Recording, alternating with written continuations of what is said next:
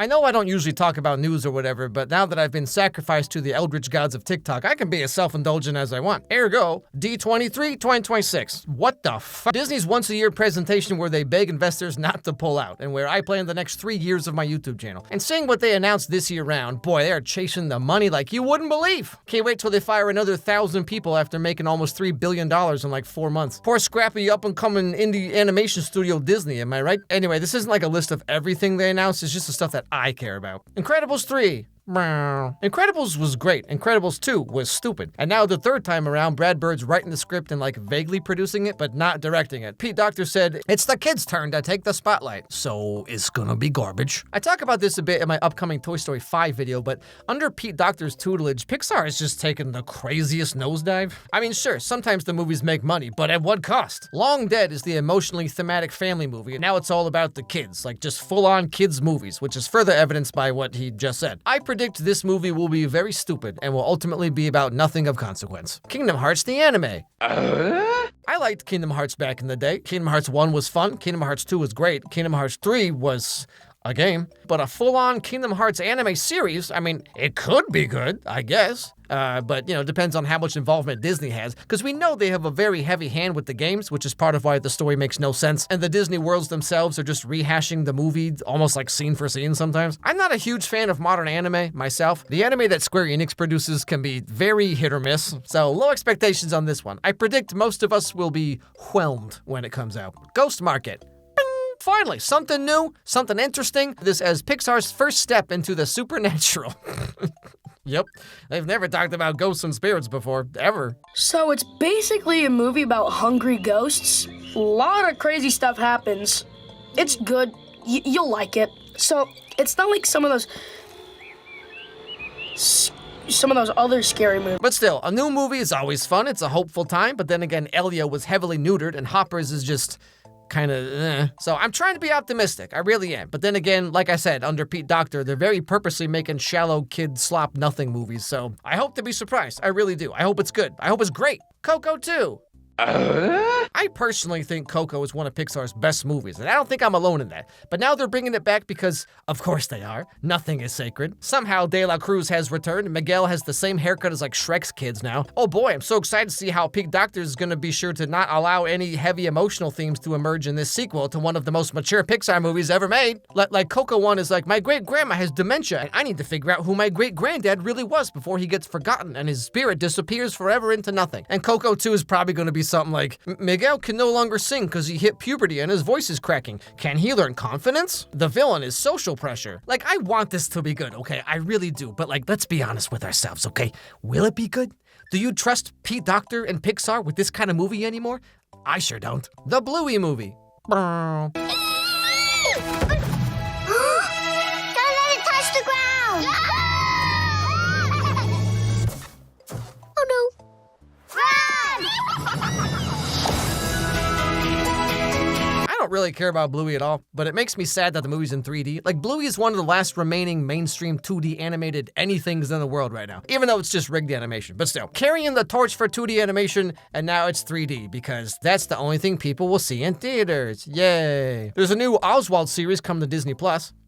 Now, I'm genuinely interested in this. I mean, smaller scale, smaller budget, which means they don't need to make sure it makes $1 trillion at the box office or whatever, you know? I feel like movies and games are kind of the same way now, where it's like, I'm way more interested in small indie games made by 4 people instead of like whatever quadruple A extraction shooter open world nonsense the big studios feel like they have to put out. And this small little Disney Plus series about Oswald the Rabbit, heck yeah, sign me up. Lilo and Stitch too. The one where he gets a girlfriend who's his cousin or whatever. Actually, I don't know what the story is, but they did say that it features Stitch's pink girlfriend Angel. As I said in my video that I did last year, I thought the live-action Lilo and Stitch was hot trash.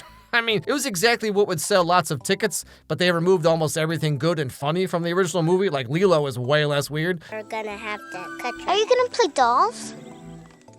You don't have a doll. This is Scrump.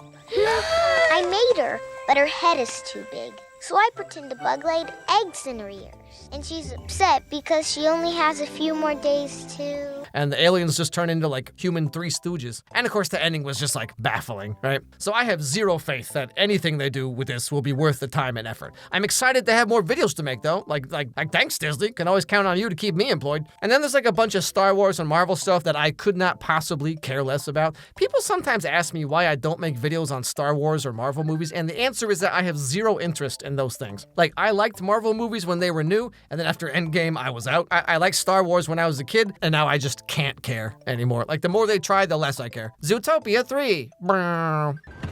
You offended her! You offended her! Shut up! Good night.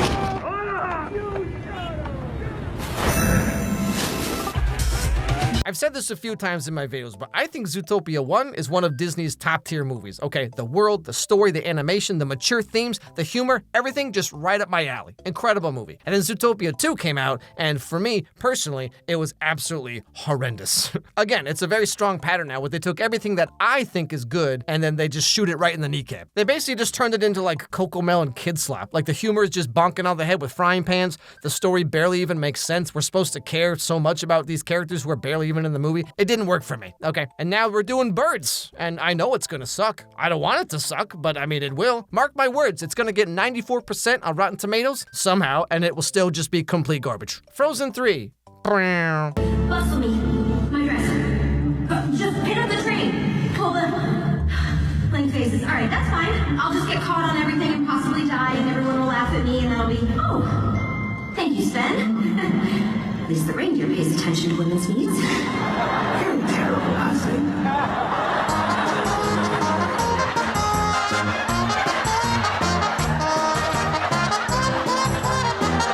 When I said D23 was bleak this year, what I'm referring to mainly is how everything is more and more sequels. Like I said, this conference is for shareholders. Look at how much money we're gonna make and then fire everyone for AI. Like, we all know Frozen 3 is gonna make $18 trillion. Of course it will. The second one did, and it was barely watchable. Remember when they bragged about how they made the whole movie in like 8 months? Like they made a whole documentary patting themselves on the back for completely mismanaging the entire project. Olaf has a girlfriend now, Samantha, because of that one stupid joke from Frozen 2 that I guess everyone loves so much they made it canon. Love the artistic integrity, Disney. And now the new villain they're introducing in this third movie is literally just the concept art for Elsa. I'm seeing some people being really excited about this, but like, I guess you and I just look at this very differently, because I see this and I'm like, really? You couldn't even be bothered to come up with a new character? But like, you know that they're just doing this because they think that if they do, it'll go viral. Because like the old concept art for Frozen keeps making the rounds on Tumblr and Twitter every so often, so all Disney's trying to do is just like ride the wave. This kind of just feels like how they're doing everything now, like just trying to go viral. That's it. Camp Rock 3, make everyone say the iconic line so people will screenshot it and put it on Twitter. Let's use the old concept art and make the villain be Elsa, but sassy, I assume. Everyone's gonna love it. It'll go viral. Hey, let's use that one joke Olaf said about Samantha, but let's make it real. It'll go viral. Disney makes movies now like Mr. Beast makes videos. Focus test everything into the ground for maximum virality. This is what I mean when I say that this D23 was just depressingly bleak for me, because like, this is all everything is now. There's no like artistic intent behind any of this. Disney's more like a hedge fund that just begrudgingly makes movies now. But yeah, given how the second one went and how all Disney movies have been the last like 8 years or so, I have no faith in the third one, like, whatsoever. Just like with Zootopia 3, it's gonna get in the 90% on Rotten Tomatoes because no one has any sense or taste anymore, apparently. And then there's a trailer for Kingdom Hearts 4, which looks like more Kingdom Hearts. I mean, I'm sure it'll be fun to play, and the story will make literally no sense whatsoever. But yeah, like I said, this is looking bleak for Disney. I mean, they're gonna make a lot of money, right? Like, I don't mean bleak as in like financially, but just, this is just what everything is now. Camp Rock 3, Descendants 5, Frozen 3, Ice Age 14 or whatever this is, Coco 2, Zootopia 3, Incredibles 3. We just live in the saddest time right now. Like, Gen Z and Gen Alpha have like nothing of their own.